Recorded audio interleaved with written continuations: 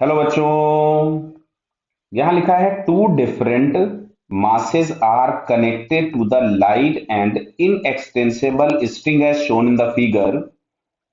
Both masses rotates about the center fixed point with constant angular velocity 10 radian per second on smooth horizontal plane. horizontal plane बोला गया मतलब mg और normal आपस में balanced हो गए. Find the ratio of tension T1 and T2 in the string. Clear. T1 दिया है पहले वाली स्ट्रिंग में और T2 दिया है दूसरे स्ट्रिंग में. मास M1 M2 R1 R2 आपको गिवन है. तो देखो बेटा, सबसे पहले अगर इसका हम फ्री बॉडी डायग्राम बनाए M2 का, तो इस पे एक टेंशन लग रहा होगा T2 सेंटर की तरफ में, जो कि इसको सेंट्रीपिटल प्रोवाइड कराएगा.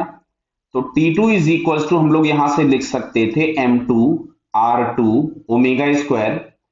M2 की वैल्यू पुट कर देते हैं जो कि 1 दी गई है. R2 हम लोगों के पास 10 सेंटीमीटर है तो इसको मैंने 0.1 लिख दिया.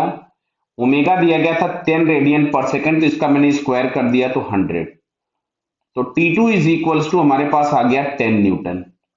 क्लियर है बेटा. T2 इज इक्वल्स टू हम लोगों के पास कितना आ गया?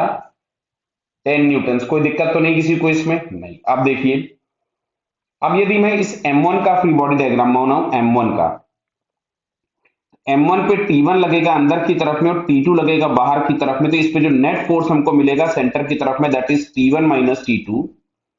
और इसको हम लोग यहां से लिखते हैं M1 R1 ओमेगा स्क्वायर. तो T1 माइनस T2 तो 10 हो गया था.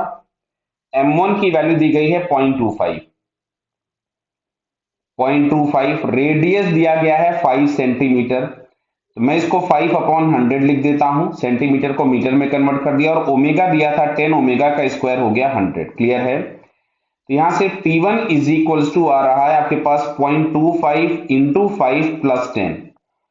क्लियर. तो 0.25 की वैल्यू आपके पास हो जाएगी. तो ये फाइनली इसको हमने सॉल्व किया तो ये हम लोगों के पास मिलेगा 11.25 न्यूटन. ये मिल गया T1. क्लियर है बेटा. तो T1 की वैल्यू हम लोगों के पास आ गई 11.25 और आपसे पूछा है find the value of T1 upon T2. तो अब अगर हम लोग यहां से निकालते हैं T1 अपॉन T2, तो T1 इज इक्वल्स टू आपको मिला था 11.25 डिवाइडेड बाई 10.